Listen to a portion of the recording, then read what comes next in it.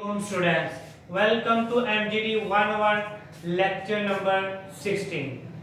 सबसे पहले तो आपको याद होगा हमने पीछे पढ़ा था मैन्युफैक्चरिंग कंसर्न के अंदर हमने क्या पढ़ा था कि हर चीज का रिकॉर्ड रखने के लिए क्या किया जाता था, सेपरेट बुक्स मेंटेन की जाती थी। क्यों की जाती थी? ताकि हर चीज के बारे में पता चल जाए, इसके ऊपर से कॉस्ट कितनी लग रही है, इसकी सेल्स कितनी हो रही है, हमें इनकम कितनी हो रही है, ये सारा चेक करने का मकसद था ताकि लालसा बने और हर चीज के बारे में हमें डिटेल मिल जाए। और इसी तरह cost of goods sold statement. अब cost of goods sold statement क्यों बनाई जाती है, क्या ये होती है, इसके अंदर किस चीज का हिसाब किताब देखा जाता है? ये होता है इट शोज, ये किन चीजों के बारे में बताती है? Value of raw material consume, कि आपने कितना रॉ मटेरियल खर्च किया है, इस चीज का हिसाब किताब। Amount spent on labour and factory, labour और फैक्ट्री पे आपके कितने एक्सपेंसेस आए हैं और कितनी चीजें फिनिश गुड्स, कितनी चीजें बना ली हैं और बाकी कितनी बच गई हैं। ठीक है, cost of goods sold statement के अंदर किस चीज का हिसाब रखा जाता है? कितना आपका रॉ मटेरियल था, आपने लेबर के ऊपर कितने एक्सपेंसेस किए हैं, आपने फैक्ट्री के ऊपर कितने एक्सपेंसेस किए हैं, कितनी चीजें आपने फाइनली बना ली हैं और बाकी कितनी बनने वाली रह गई हैं, यानी कि जो बेची नहीं है, उन सब का जो हिसाब था आप जिस बुक के अंदर मेंटेन रखते हैं उसे क्या कहते हैं? Cost of goods sold statement. आगे इसके बाद ना एक चीज, वो 5-6 पॉइंट आए थे, वो मैंने राइट नहीं किया, लेकिन मेरी बात कीप इन माइंड, गौर से सुन लो कि वो that is very very very important, वो बहुत इंपॉर्टेंट है एमसीक्यूज के लिए। वो मैंने इसलिए नहीं लिखी क्योंकि वो जस्ट फॉर्मूला टाइप है, डेफिनेशन टाइप है, उनको आपने एज इट वैसे ही याद कर लेना है। ठीक है, उनको अच्छी तरह याद करना। फिर मैं रिपीट कर दूं कि वो बहुत इंपॉर्टेंट है, उनको एक या दो एमसीक्यूज ये शॉर्ट तो लाजमी उसमें से आना होता है, वेरी वेरी इंपॉर्टेंट। उसके ऊपर चाहे आप बुक के ऊपर राइट भी कर लेना, वेरी वेरी इंपॉर्टेंट। ये यहाँ लिखने का ये मतलब नहीं कि वो इंपॉर्टेंट नहीं है, वो बहुत इंपॉर्टेंट है, लाजमी आना ही आना है एमसीक्यूज में से। और आगे ये एक क्वेश्चन है, लॉन्ग क्वेश्चन, ये उसने दिया होगा, using the following calculate cost of goods sold. ये डाटा को इस्तेमाल करते हुए cost of goods sold statement बनाए। सबसे पहले स्टॉक लेवल, ओपनिंग स्टॉक और क्लोजिंग स्टॉक दिया हुआ है। इसके बाद रॉ मटेरियल ओपनिंग और closing, work in process opening closing, finish goods opening closing. उसके बाद purchase of raw material during the period of ₹2 lakh, ये आ गया purchase of raw material 2 lakh का। Pay to labour 1,80,000, out of which 1,50,000 use in production, जो तो production में use हुआ है हमारा सिर्फ उसके साथ काम है, टोटल कितना लेबर का था उसके साथ हमारा लिंक नहीं है, ये उसे जस्ट कंफ्यूज करने के लिए दी हुई है। अब हम करते हैं क्वेश्चन, पहले ये स्केच और कॉस्ट ऑफ प्रोडक्शन कॉस्ट 50,000, ये पहले स्केच बना लिया। उसके बाद ये आपके ना चैप्टर के स्टार्ट में भी स्केच दिया हुआ है, ये क्वेश्चन करने से पहले कोशिश करो कि क्वेश्चन आपने ज़बानी करना है। वो कैसे आप ज़बानी कर सकते हो? पहले जो स्टार्ट पे जो स्केच दिया हुआ है आपके चैप्टर के स्टार्ट पे, उसको पहले आपने अच्छी तरह स्केच को याद करना है। उसके बाद फिर ये क्वेश्चन जब आप स्केच पूरा लिख लेना है, फिर जैसे जैसे वैल्यू होगी वो उनकी जगह पे आपने लिख देनी है, आप इजीली क्वेश्चन कर लोगे। फॉर एग्जांपल सबसे पहले ओपनिंग स्टॉक, ये स्केच जब आपने याद किया होगा, पहले हेडिंग क्या होगी? Opening stock. तो ओपनिंग स्टॉक कितने का है? 1 लाख का, तो इधर 1 लाख आ जाएगा। उसके बाद जब आप स्केच में याद किया होगा परचेजेस प्लस करनी है, परचेजेस कितने की थी? परचेजेस ऑफ रॉ मटेरियल को कितनी की थी? 2 लाख। उसी तरह कॉस्ट इनक्योर्ड ऑन परचेज, चीज को खरीदने लगे हमारी कितनी कॉस्ट लगी है, वो हमारे क्वेश्चन के अंदर उसने नहीं मेंशन किया हुआ, लेकिन स्केच तो आपने याद करना है। अगर वो खुद क्वेश्चन के अंदर दे दे तो वो यहाँ पे लिख देनी है, वो इसके अंदर प्लस कर देंगे। इसी तरह उसके बाद है क्लोजिंग स्टॉक, क्लोजिंग स्टॉक कितने का? 85,000 का, वो माइनस कर दे इसके अंदर से, तो वो आपके पास निकला है कॉस्ट ऑफ मटेरियल कंज्यूम्ड। इसी तरह कन्वर्जन कॉस्ट के अंदर क्या होता है? लेबर कॉस्ट को प्लस करना है 1,50,000, क्योंकि मैंने कहा था कि ये जो है लेबर के बारे में जस्ट इंफॉर्मेशन है, लेकिन वो असल में जो प्रोडक्शन कर ली है लेबर को इस्तेमाल करके उसके साथ हमारा काम होता है, इसलिए 1,50,000। एफओएच फैक्ट्री ओवरहेड 50,000, वो कितने? 50,000 प्लस कर लिया, तो ये आपके पास निकला है कि टोटल फैक्ट्री कॉस्ट। आगे आसान ही है, work in opening work in process plus closing work in process minus. लेकिन स्टूडेंट्स एक चीज याद रखो, काउंटिंग के अंदर एमसीक्यूज के अंदर भी आ सकता है, कोई भी चीज को अगर माइनस करना है ना आपने, उसको हमेशा ब्रैकेट में लिखना होता है। जिसको भी माइनस करना है, किसी भी वैल्यू को माइनस करना है, उसको हमेशा आपने ब्रैकेट में लिखना है। तो ब्रैकेट में लिखने का मतलब होगा कि हम इसको माइनस करने लगे हैं, तो इसमें से क्या करना है, ये माइनस कर देना। तो ये आपके पास निकलेगा कॉस्ट ऑफ गुड्स कंज्यूम्ड। इसी तरह उसके अंदर opening finish good plus closing minus. ठीक है, यहाँ से आसान हो गया ना काम, opening work in process plus closing minus, फिर opening finish good plus closing minus. ठीक है, ये आप स्केच अच्छी तरह पहले याद कर लेंगे, फिर इस क्वेश्चन के जगह जो क्वेश्चन में जो जो वैल्यू दी वो इनकी जगह पे राइट कर देंगे। ठीक है, अब हम करते हैं आगे लॉन्ग क्वेश्चन।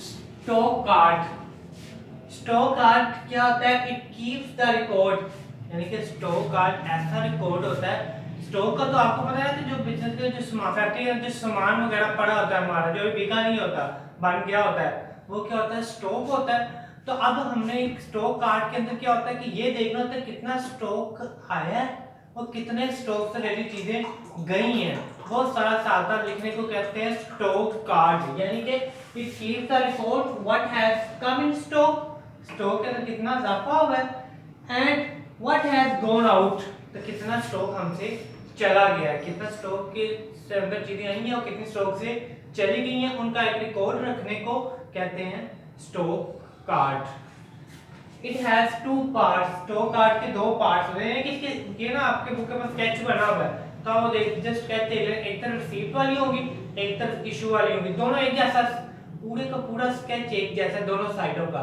सिर्फ एक साइड पर रिसीप्ट आती है, दूसरी साइड पे इशू आती है, बाकी कोई भी फर्क नहीं है, दोनों में सेम है। रिसीप्ट साइड ऊपर से जाहिर हो गया, रिसीप्ट साइड में क्या होता है, जो रिसीव हो रहे हैं, keep record of items coming in, जो आ रही हैं, कमिंग रिसीव हो रही है, जो आ रही हैं वो रिसीव के अंदर लिखेंगे, जो जा रही हैं वो आगे हम अपना लॉन्ग क्वेश्चन करेंगे। इसके बाद तो आपको इस सारी चीजों का डिटेल के साथ पता चल जाएगा जब प्रैक्टिकली करेंगे अभी। और एक होगी इशू साइड, इशू के ऊपर क्या होता है, record of issue of goods, कितनी गुड्स हमसे जा रही हैं वो किसके अंदर लिखेंगे, इशू साइड के अंदर। वैल्यूएशन ऑफ स्टॉक, ये वैसे मैं एक्सप्लेन कर दूं कि बिजनेस के अंदर क्या करते हैं, हम मुख्तलिफ चीजें मुख्तलिफ कीमतों पे खरीदते रहते हैं। अक्सर ममालिक के अंदर होता है कि जब अगर कोई एक चीज की कीमत फिक्स होती है ना, तो वो सालों तक एक ही कीमत रहती है जब मर्जी जाती। लेकिन हमारे कंट्री के अंदर क्या है, आज अगर गए हैं कोई चीज है तो कल लेने जाएंगे, परसों लेने जाएंगे, कोई और कीमत होगी। वो क्यों, due to inflationary condition. Inflationary condition के अंदर क्या होता है, चीजों के रेट बढ़ते हैं, तो उस वजह से फैक्ट्री मालकान क्या होता है, मुख्तलिफ कीमतों पे चीजें खरीदते हैं। तो वो जो कीमतें कब कल कोई खरीदी है कोई खरीदी है, तो फिर सवाल ये पैदा होता है कि यार हम इशू किस कीमत पे करें, बेचे किस कीमत पे। तो फिर वो सारे परेशानियों को खत्म करने के लिए आगे 3 मेथड निकाले गए हैं कि आप किस वक्त कौन सी चीज को किस कीमत पे सेल करो, स्टॉक को। Method of valuation of stock, stock को सोल्व करने के कितने मेथड है, देयर आर 3 मेथड, याद रखना है एमसीक्यूज के लिए। ये थे 2 साइड्स या पार्ट्स, अगर 2 साइड्स वो पूछे कि स्टॉक की कितनी पार्ट्स या साइड्स होते हैं, वो कितने कहेंगे 2, लेकिन अगर वो मेथड कहे कि इसको सोल्व करने के मेथड कितने हैं, वो कितने हैं, 3 मेथड्स हैं। ये एमसीक्यूज के लिए आप याद रखना, जो भी मैं बताया करूँ ना पिछले सारे लेक्चरों के अंदर, आपने उसको हाइलाइटर से हाईलाइट कर लेना करना। ये सारी चीजें आपकी एमसीक्यूज के लिए होती हैं जो मैं यहाँ लिखता हूँ, वो शॉर्ट और एमसीक्यूज के लिए होती हैं, तो आपने इनको हाईलाइट कर लेना अच्छी तरह। आगे फर्स्ट मेथड कौन सा है, फाइफो। फाइफो यानी कि फर्स्ट इन फर्स्ट आउट, यानी कि जो से पहले आई थी उनको आपने पहले चीजों को सेल करना है, यानी कि फर्स्ट इन जो आपने पहले खरीदी हुई है उनको पहले आपने बेचना है। It is used on the assumption, ये इस असम्पशन पे काम करता है, द फर्स्ट मर्चेंडाइज परचेज, कि जो आपने पहले मर्चेंडाइज खरीदी थी, चीजें खरीदी थी, गुड्स खरीदी थी, is the first merchandise issue, उसे क्या करना है आपने पहले इशू करना है, जो पहले खरीदी है उनको पहले इशू करना है। लेकिन लाइफो लास्ट इन, जो लास्ट पे आई है, फर्स्ट आउट वो पहले जाएगी, यानी कि रिसेंटली परचेज मर्चेंडाइज, यानी कि जो आपने ताजी ताजी अभी खरीदी है, एंड पे खरीदी है, लास्ट पे खरीदी है, उनको क्या करने होते हैं इस मेथड में आपने पहले इसमें जो फर्स्ट पे आई है उसको फर्स्ट पे देना है, लेकिन जो लास्ट पे खरीदी है उसको पहले सेल करना है। वेटेड एवरेज ये इन दोनों से डिफरेंट है। The average cost of all units in inventory, इसके अंदर हर आइटम की क्या निकाली जाती है, जितनी चीजें पड़ी हो ना उनकी एवरेज निकाली जाती है। तो एवरेज निकाल के जो सी कॉस्ट आती है उस कॉस्ट पे उसको सेल किया जाता है। ये हम क्वेश्चन अभी करते हैं। वैसे याद रख लो total cost of goods sold, जितनी चीजों को सेल किया उसकी कॉस्ट को डिवाइडेड बाय कितने यूनिट्स आपके पास पड़े हुए हैं उन पे डिवाइड कर देना। अभी तो आप पूरा क्वेश्चन फिर चालू करेंगे तो आपको ये फॉर्मूले की साथ समझ आ गई। ठीक है, ये तीन मेथड है जो हम अभी हम अडॉप्ट कर सकते हैं। आगे हमारा लॉन्ग क्वेश्चन। लॉन्ग क्वेश्चन के अंदर सिर्फ दो साइडें दी हैं, एक रिसीव्ड साइड और एक इशू, यानी कि पूरा ये एक क्वेश्चन है। रिसीव्ड वाली अमाउंट कितना स्टॉक आया और कितना गया वो लिखा हुआ उसमें। रिसीव्ड ये यार क्योंकि जो इसके ये देखो पहले हम करने लगे FIFO मेथड से, तो इसके अंदर होता है रिसीव और इशू वाला। तो जो तो रिसीव हो रही है उसको रिसीव के अंदर लिख लेना है सिंपल, जो इशू हो रही है उसको इशू के अंदर, लेकिन डेट वाइज। फॉर एग्जांपल 1 जनवरी को हमने क्या किए 10 यूनिट्स एट द 50 क्या किया रिसीव किए, 10 यूनिट्स एट द 50 क्या किए रिसीव किए, तो उसको रिसीव वाले के अंदर लिख लिया। तो दोनों को मल्टीप्लाई कर दिया 150, तो 150 को इधर पे लिख लिया, यानी कि 10 मल्टीप्लाई बाय 150 इक्वल टू 1500। इसी तरह फर्स्ट डेट का लिख लिया। उसी तरह 2 जनवरी को क्या किया 15 यूनिट्स, फिर रिसीव किए 200 पर यूनिट रिसीव किए, इसको भी क्या करेंगे रिसीव वाले के अंदर लिखना है 15 एट द रेट ऑफ ₹200, दोनों को मल्टीप्लाई कर दिया। तो यानी कि हमारे पास आ गए हैं, ये देखो FIFO मेथड हम कर रहे हैं। तो जो पहले वाला जो स्टॉक है उसको वैसे लिखा रहने देना है, उसको कुछ नहीं करना। जो नया स्टॉक हमारे पास आया उसको उसके नीचे लिख देना रेट के साथ, यानी कि 15 और 200 जो है वो उसके नीचे आ गया। यहाँ क्या लिखना है दोनों, पहले 1500 का स्टॉक हमारे पास पड़ा हुआ था, अब 3000 का मजीद आ गया, टोटल कितना बन गया 4500। अब 2 के बाद डायरेक्ट 10 आया हुआ है, नहीं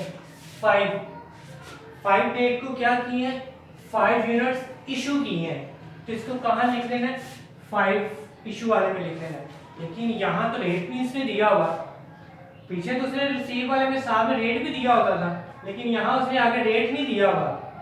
तो फिर क्या करेंगे उसमें आपने क्या करना है, अगर रेट हम कौन सा मेथड का रहे FIFO, तो FIFO में मैंने क्या कहा था कि जो पहला रेट था उस पे हम इशू करेंगे।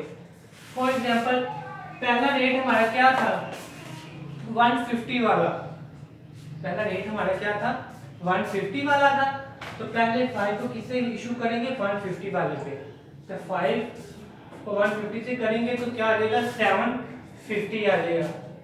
तो क्या है 750, यानी कि 10 यूनिट से हमारे पास 10 में से 5 चले गए हैं, बाकी हमारे पास कितने रह गए 5 रह गए।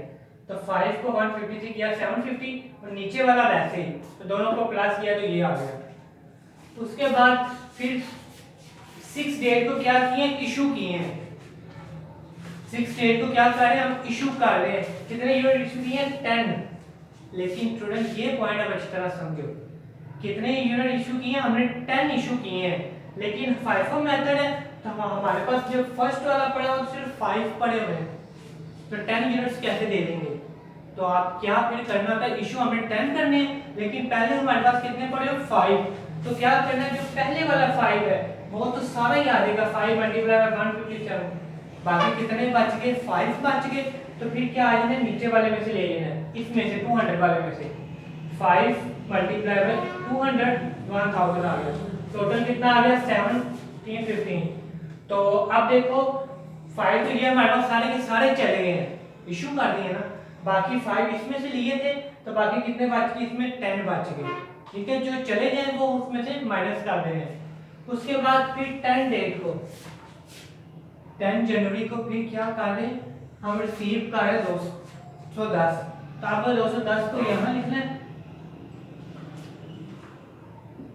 लेकिन किस रेट पे थोड़ी 20 यूनिट्स ही है, 20 units at the rate of 210, 20 at the rate of 210 कितना आ गया 4200। अब देखो, अब पहले वाला जो रेट लिखा हुआ था वो वैसे ही लिखा रहेगा, वो तो खत्म हो गया, और जो नया आया वो उसके नीचे आ गया। फिर दोनों को क्रॉस किया तो ये आ गया।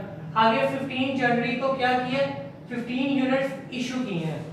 फिर देखो 15 यूनिट्स, लेकिन ये 15 यूनिट्स इकट्ठे लिखने से पहले हम पहले देखेंगे हमारे पास पड़े कितने हुए हैं। पहले कितने पड़े हुए, 10 पड़े हुए, 15 इशू करने हैं, लेकिन हमारे पास पड़े कितने हुए, 10 पड़े हुए हैं।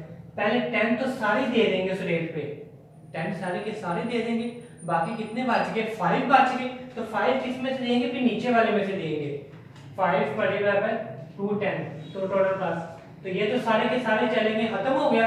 बाकी 20 में से 5 हमने दिए हैं, तो बाकी तो कितने रह गए, 15 रह गए। ठीक है, जो रिसीव हो रहे हैं उसको आपने रिसीव वाले में लिखना है, और जो इशू हो रहे हैं उसको इशू वाले में लिखना है। लेकिन क्या करना है, फाइफो मेथड के अंदर पहले ऊपर वाले रेट से आप फॉर एग्जांपल इशू करने लगे, ये देखना होता है। फॉर एग्जांपल 10 इशू करना था, लेकिन पहले हमारे पास 5 पड़े हुए थे, पहले वो 5 सारे दे देंगे, अगर ऊपर से खत्म हो गया फिर नीचे आ जाएंगे। ठीक है, ये तो फाइफो मेथड के मुताबिक इस तरह होता है। लेकिन अगर लाइफो मेथड को कहे तो आपने क्या करना है, मुझे ये सवाल अक्सर पेपर में ना याद रखो कि हमेशा वो लाइफो देते हैं, क्योंकि वो आपकी बुक के अंदर मेंशन नहीं है। तो आपने क्या करना है, आपने मुझे यही क्वेश्चन को लाइफो मेथड से करके मुझे मेरे जीमेल पे सेंड करना है, zubair10@gmail.com, उस पे आपने मुझे सेंड करना है, तो मैं फिर आपको वो चेक करके वापस भेज दूंगा, क्योंकि वो वेरी इंपॉर्टेंट पेपर में हमेशा वो ही देता है मिडटर्म में। तो उसमें आपने क्या करना, तो वैसे तो हिंट दे दूं, जैसे हम ये ऊपर से इशू करना था, ऊपर से रेट ले रहे हैं, अगर लाइफो मेथड होता तो नीचे से लेना था, यानी कि इसके अंदर से पहले नीचे से खत्म करना था, फिर ऊपर जाना था। यहाँ हमने क्या किया, पहले ऊपर से खत्म हुए फिर नीचे आ रहे थे, लेकिन लाइफो में लास्ट से शुरू करना होता है, यानी कि 5 पहले 5 मल्टीप्लाई बाय 200 आना था, तो पहले नीचे से सारे खत्म करने फिर ऊपर आना होता है। ठीक है, जो रिसेंटली आई जाएंगे उनको पहले आपने इशू करना होता है। इसी तरह फॉर एग्जांपल अगर 10 था, अगर ये लाइफो मेथड होता तो 10 हमने क्या करना था, इसमें से 200 में से इशू करना था। ठीक है, फर्स्ट ऑर्डर पे ऊपर वाला से रेट लेना होता है, ऊपर से खत्म हो जाए तो नीचे, लेकिन लाइफो में आपने क्या करना है, नीचे से जाना है। उसी तरह वेटेड एवरेज मेथड, ये उन दोनों से डिफरेंट है। सवाल वही है, 1 जनवरी को 10 यूनिट्स क्या कर रहे हैं, 150 के रिसीव कर रहे हैं, वो रिसीव वाले में लिख लिया, तो वैसे लिख लिया 1500। लेकिन एवरेज कॉस्ट मैंने पीछे फॉर्मूला लिखा था, क्या था कि टोटल जो कॉस्ट हो आपकी उसको नंबर ऑफ यूनिट से क्या करते हैं, डिवाइड करते हैं। टोटल कॉस्ट कितनी थी 1500 की, नंबर ऑफ यूनिट्स कितने थे 10, तो 10 से इसको डिवाइड किया तो 150 आ गया। इसी तरह 2 जनवरी को 15 यूनिट्स फिर क्या कर रहे हैं, 200 पे रिसीव कर रहे हैं, 15 units at the rate of 200, 3000 आ गया। पहले हमारे पास स्टॉक 1500 का पड़ा हुआ था, अब कितने का आ गया, 3000 का, कितना हो गया 4500। तो फिर अब हमारे पास कॉस्ट ऑफ गुड्स सोल्ड जो है स्टॉक कितने 4500 डिवाइडेड बाय किससे करना है, नंबर ऑफ यूनिट्स। अब यूनिट्स कितने हमारे पास, पहले 10 थे, अब कितने आ गए, 15 आ गए। तो इसको क्या 10 और 15 25 हो गया, 25 से उसको डिवाइड कर दिया। उसके बाद फिर 5 जनवरी को फिर क्या कर रहे हैं, हम इशू कर रहे हैं, तो इशू वाले में आएगा कितने यूनिट्स इशू कर रहे हैं 5, लेकिन इसमें नहीं है देखो, क्योंकि इसमें एक ही रेट चल रहा होता है, उसमें होता है ना 2 रेट, फाइफो में ऊपर वाला, लाइफो में नीचे वाला, लेकिन इसमें एक ही रेट चल रहा होता है, उसी रेट पे आपने इशू कर देना। 5 मल्टीप्लाई बाय 180 इक्वल टू 900। जब आपके पास रिसीव हो रहे थे तो आप क्या कर रहे थे, प्लस कर रहे थे, अब आपसे जा रहे हैं तो आपने क्या करना है, माइनस करना है। 4500 माइनस जो चले गया है 936, अब स्टॉक कितने का, तो यूनिट्स कितने थे, पहले 25 थे, 25 में से 5 यूनिट चले गए हैं, बाकी कितने बच गए 20, तो 3600 को 20 से डिवाइड कर देंगे। ठीक है, उसके बाद फिर 6 जनवरी तो क्या कर रहे हैं, 10 यूनिट्स इशू कर रहे हैं, तो फिर 10 multiply by 180 is equal to 1800। फिर जा रहे हैं हमसे, पहले 3600 का था, 1800 का चला गया, बाकी 1800 रह गया, तो फिर 1800 कितने यूनिट थे हमारे पास, पूरे 20 थे, 20 में से 10 फिर इशू हो गए डिवाइडेड बाय 10। उसके बाद 6 जनवरी हो गया, फिर 10 जनवरी को 20 यूनिट्स थे एट द रेट ऑफ 210, 4200। अब ये रिसीव हो रहे हैं तो इसको इसके अंदर क्या करेंगे, प्लस करेंगे। जब जो रिसीव होते हैं उनको प्लस करना है, जो इशू हो रहे हैं उनको माइनस करना है। 6000 पहले हमारे पास 10 यूनिट थे, अब कितने आ गए, 20 आ गए, टोटल 30, तो इसको 30 से डिवाइड कर दिए। फिर 15 जनवरी को 15 यूनिट इशू कर रहे हैं, फिर जो सा रेट होगा उस पे रेट पे पीछे वाले मतलब 200 इज इक्वल टू 3000, तो 6000 में से 3000 माइनस किया, बाकी 3000। फिर 30 थे, 15 इशू हो गए, चले गए हैं, तो फिर 15 से डिवाइड कर दिया, ठीक है। तो और ये आगे प्रॉफिट निकालने का, प्रॉफिट कैसे निकालना है, तो कैसे निकालना है, जो इशू वाली जो होती है आइटम, इशू वाले जो रेट होते हैं 750 750, ये तीनों वालों को प्लस कर लेना है, उसको ये अपने पास से अस्यूम करनी है, फर्ज करनी है, कोई भी अपने पास से वैल्यू लेके दोनों के अंदर एक ही लेनी है, तो उसको उसमें से माइनस करोगे तो आपका प्रॉफिट आ गया 950।